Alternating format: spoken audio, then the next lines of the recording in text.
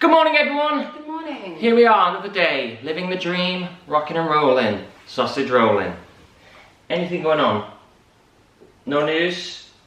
It's a sunny day today here in London. Very nice. It's very, very, very hot. By now the Welsh slang video is live, so apologies for that, for all my mispronunciations and all that sort of stuff. There's been loads of people who've emailed in saying, let's just do Aussie, let's do Norway or Norwegian, all those things. We'll probably get round to it at some time, but we might chill out on the slang videos for now. Yeah.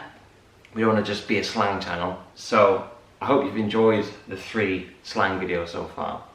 We've had some lovely emails, guys, absolutely lovely, jubbly emails. But this one today is a bit of a weird one.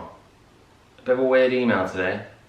Because someone sent you, or sent us, but you saw it, a video of me doing a number for my 3rd year showcase, which was Don't Stop Believing from Rock of Ages. What year was that?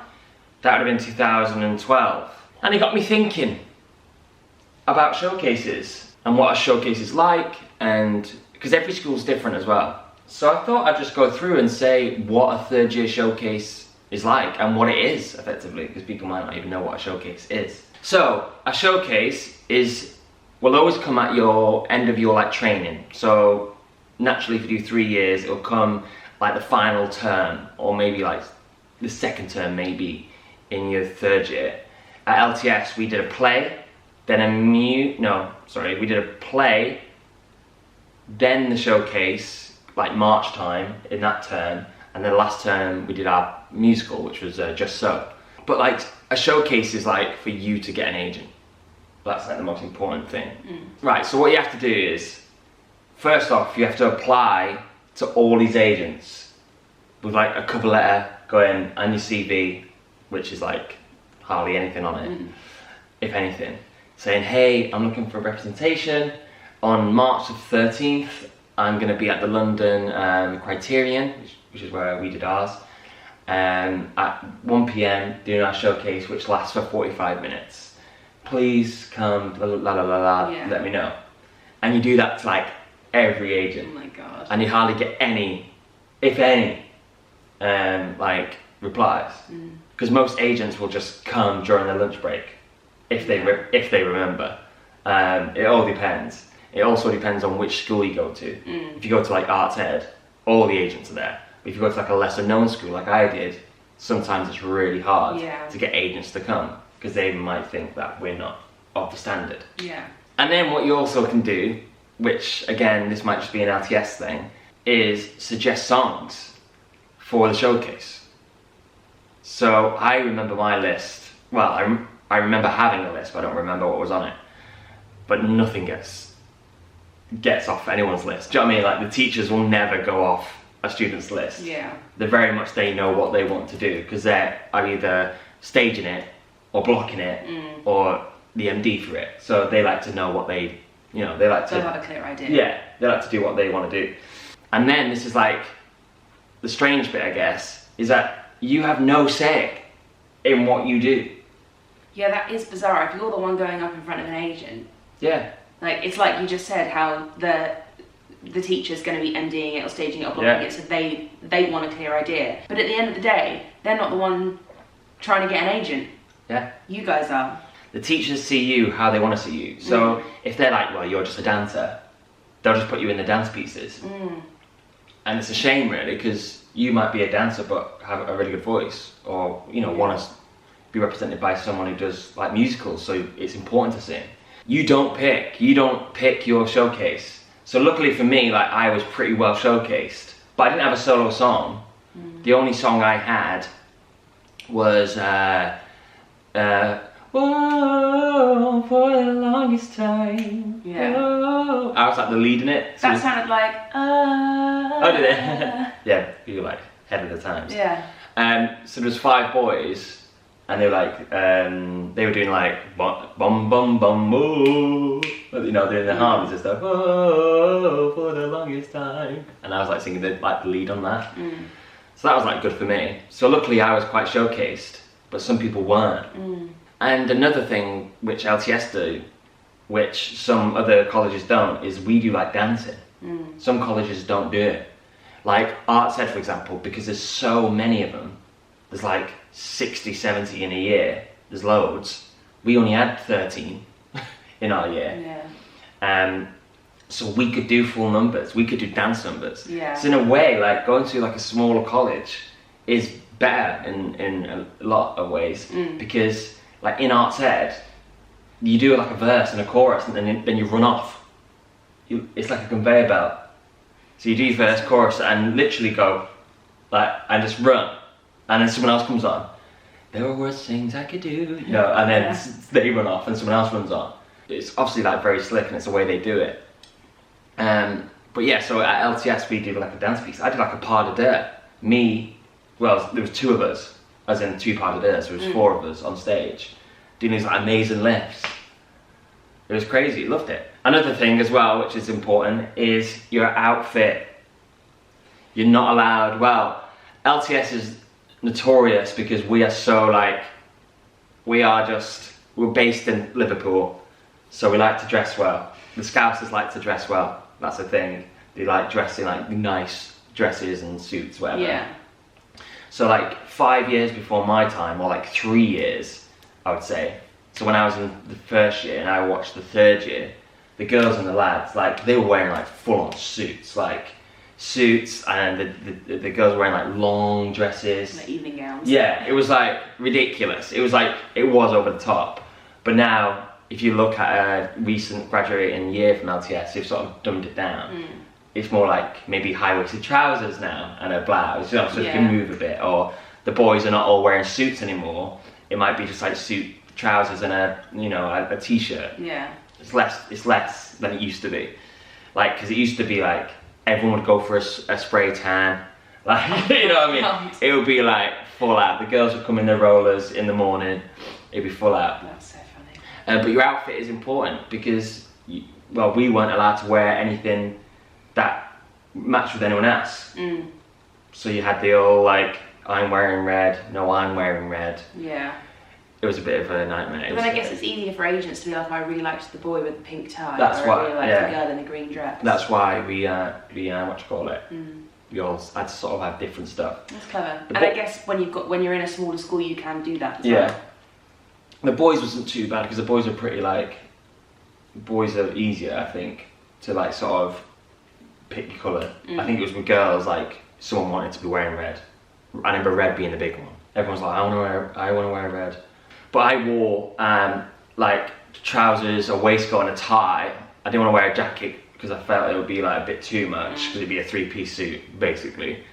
And I had a sort of like coral tie. Little pink tie. And I rolled my sleeves up, tried to be more cash. So that was my outfit from Tottenham. I remember having like 5 ties. I couldn't decide which tie to have. And I think Adam, my course director, was like, go for that one, it's nice. Okay, so after that, it's all done, you're all rehearsed, yeah?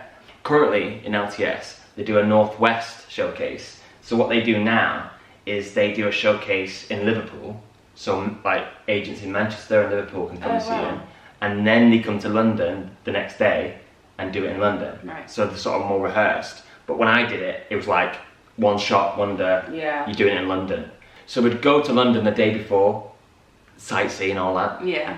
We stayed over at the Premier Inn, the Covent Garden one, near, where is it near? It's near Gillian Lynn, on that road. Oh really? Yeah, it's on the bottom of that road. Oh yeah, I stayed there. Yeah. So we stayed there. We had to get to the theatre by 9, so we all walked over to Criterion. And then we just sort of walked through the show that we had. Had these like horrible like big mics. But yeah, that was it. And it's just over so quickly. You can invite family and friends, which is nice actually, because they cheer. Agents don't cheer, which is a bit grim. Oh. Yeah, they don't really cheer or clap that much. Yeah. But when you got your family and friends in, yeah, they're gonna be on your side. Yeah, and it's nice sometimes because I don't know why. I think in LTS they like shut down the school for the showcase, so most years are off for that day because most of the teachers have gone down to London to work on the showcase or do the showcase.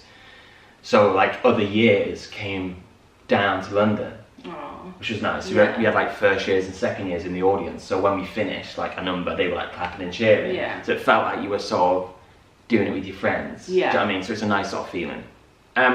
With my showcase, I was very lucky because I had an agent already. I already signed for an agency, so I just had fun. Yeah, it was less pressure for you, I guess. Because the sort of be all and end all is to get an agent at the end of it. And yeah, I already had an agent, so I was just having fun really. But from my ego side, I was like, I want to get offered. I want someone to come up to me and go, hey, listen, like, I thought you were really good. So yeah, at the end of the showcase, so you've done the showcase, and then the done thing is, I don't know if this is a thing globally through all theatre schools, but it's then to get out front of house where the little bits and free wine and sandwiches and all that sort of stuff, because agents will be there. Yeah, go mingle. Oh, it's the most eggiest thing ever. It is so egg. Going up to an agent and you're always told, don't say, what do you think? Yeah. Did you enjoy the show? Like those sort of questions, because they would have heard that about 20 billion times. Yeah. But what do you say to someone you don't know? Yeah. Like, are you married? You know what I mean? Like, it's really hard. But I didn't really go and speak to anyone because I had an agent. So I was like, I signed for someone. So I was like, why would I do that? Yeah. Why would I put myself through something which would be so egg? So and I also, you'd probably feel like you were wasting people's time as well. And that, I didn't think of, and that. Yeah, because if I'm like smoozing someone for no reason. Yeah, and they're like, oh, I really like this guy. And you're like, oh, sorry, I've got an agent. Like, there's nothing that you could have done. Bye. And then that's like it. You don't hear straight away, like no one offers you a representation in the lobby of the Criterion Theatre. It doesn't happen like that. You just got to wait. You just got to wait for phone calls and see if someone calls you. Because by then I think everyone's got a spotlight. So I guess that's how they find your number. I can't remember how they like contact you. And then everyone goes out and gets drunk. Because everyone's like, oh my God, just did the biggest performance of my life so far, which is probably true. Yeah. Most people's like glimpse of what it's like to perform on a West End stage. Yeah. Because everyone goes, been on a West End stage, you know, and it feels amazing. I remember looking back and going, oh my God, like how cool is that to be like perform on a West End stage, like the Criterion, which is so small, but even so. I only heard from one agency, and it was really good for me, and it was a really good agency actually. I remember being in Bella Italia the day after, and just chatting, and people like, yeah, I just had a call from someone, or someone's like, nothing, I've heard nothing. And I'm a bit like, well, I want to hear, but then I also like, you know, you don't need to hear. I feel fine. Yeah. And then I got a call from an agency saying, yeah, hey, like we really liked you, we'd love you to come in and just have a chat. Do they call you specifically? Yeah, directly, yeah. Yeah, which I can't remember how they get get the phone numbers. I don't know. Maybe it's in like that little pamphlet you get. Yeah, I don't know. I don't really know, because then I'm thinking your phone number's just hanging about somewhere. But I don't know. Or maybe they call the school and then the school pass out my number. I had to say to them that I was already with an agency, and they were really nice. I said, okay, thank you anyway. But they were a good agency, you know. I was always tempted to go, you know, even at the time I was thinking, should I go for these? Yeah, so that's that really. That is all you sort of train up to. That's like, in your 3 years, that is like the goal. That is the end goal. That's the end game, is your showcase. Yeah, getting an agent. Yeah, and some people don't hear, which is the most, like, not upsetting, but it's a bit like... Yes, it must be heartbreaking. Yeah, it's heartbreaking, I think. To go through like 3 years of training, or however many years of training, and then don't hear anything, and that's what you've been gearing up towards. Yeah. But I mean, I just want to say as well, like, it is heartbreaking, but it's not the end. No. I wouldn't want people to think, oh, if I don't hear, and if they don't hear, and then think, oh, that's it. Because I know loads of people who've like not got an agent straight away, and then done something else and gone, oh, then got their agent and done really well. So, and what's really hard after that as well, because we were like one of the first years that had showcase in the middle term of the 3 terms, if that makes sense. So it was like play first term, showcase second term, musical third term. But it used to be showcase end of the year, the third term. And I don't know why they changed it. I think it was because most theatre schools did it in the second term. So they felt like if we didn't do it in that term, we wouldn't... Yeah, less people are coming March. Yeah, because most agencies would have signed Right. their graduates and gone, well, we don't want to come, we've already signed loads. So who comes to watch the play and the musical then? Just like family and friends? And... That is also, yeah, so it's family and friends, but you can also invite agents as well. Okay. But that's harder because that's based in like Liverpool. Oh yeah, it's not in London. Yeah. Okay. So you can invite other people as well. But like that's really fun though in the third year because that's the first time you do a fully fledged musical or play. Like in the 2 years before you're just training or you're just doing like a song, you're doing a number from this musical or you're doing a whatever from this play. And so in the third year you actually get to do something like fully, which is like really fun. But the problem with Showcase being in the second term is that when you finish Showcase, you're like, I want to leave now. Yeah. I want to get out in the business. Yeah. Especially if you have an agent, because your agent's like, right, I've got you an audition for, you know, Dave and Hansen. And if it's not on a certain day, you can't get out of school. That's so annoying. Yeah. Surely they'd make allowances for that. Yeah, it's on certain days you make allowances and whatever. I can't really remember the ins and outs, but it's just harder. But surely drama schools know that auditions don't work on certain days. It can literally be any day of the week. Yeah, I don't get it. Sometimes you got to sneak out for auditions. That's so bizarre, because Really what's weird, the right? point in drama school if they're not going to let you go to auditions after you've got an agent? That seems so weird to me. I remember now. That's what our rules were. We couldn't go on a Monday or Tuesday because they were rehearsals for our play or musical. Right. And because we hired independent directors and independent musical directors, so it was like a proper musical, they just didn't want us going out of the musical while, you know what I mean? I don't really get it, to be honest. Still don't really get it. It just seems weird to have a drama school train you up for like the sole purpose of going out into the industry, and then when you get an agent and you're getting auditions to go out into the industry, they're like, no, sorry, you're doing our school musical. Yeah, weird, right? Really weird. But they'll be like, you can do it, but it has to be on Wednesday. But they know the industry doesn't work like that. A drama school will know that auditions don't, like... Yeah, I don't get it either. A graduate couldn't be like, oh yeah, no, I'd love to audition for Dear Evan Hansen, but it has to be on this day at this time. Like, no, we're telling you it's on this day at this time, and if you can't make it, you're not auditioning. Yeah. That's so bizarre to me. It's weird, isn't it? Yeah. So you just want to like leave after your showcase. I wanted to leave. Yeah. And I remember doing Just So, the musical. I played the Jaguar. And I was very good. I think we've talked about this. Have you? I was really, really good. And the director, like my performance marks were really high. And my like grades of like rehearsal marks were really low. And he said, it just seemed like you didn't want to be there. And he said, also, he was like, it felt like you felt you could have done a better job directing. And my course director like read it out to me because we had this sort of like meeting about it. And he's like, yeah, so the director thought like you thought you could have done a better job. And I was like, I could have. I was like, I could have. Don't know if I could have, but I was just really confident that I could have. Yeah. Sort of gone off on a tangent here. But it was because we were doing Just So, the musical, which is like the most fluffiest. It's about animals like getting their spots and it's all elephants getting fables, the trunk. Yeah, it's I can't remember his name. I can't remember his name, it doesn't really matter. Yeah, because there's Aesop's Fables, and then there's the Just So stories. Yeah, it's by Kipling or Kipling or... Kipling. Rudyard Kipling. That's it, it's by him.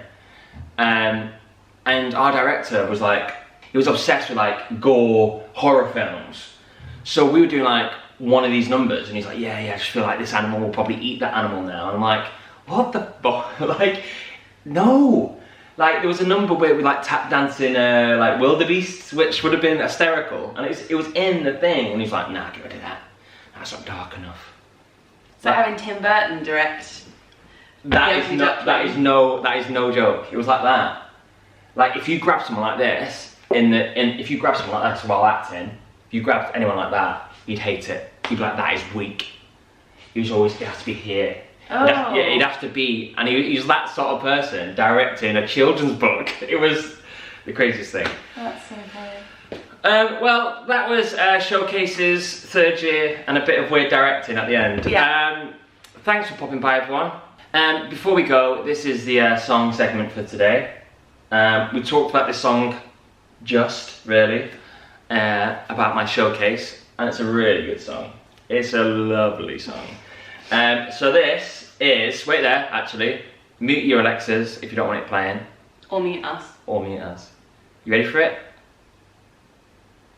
Alexa, play For the Longest Time by Billy Joel. Everyone, bye everyone, be safe out there.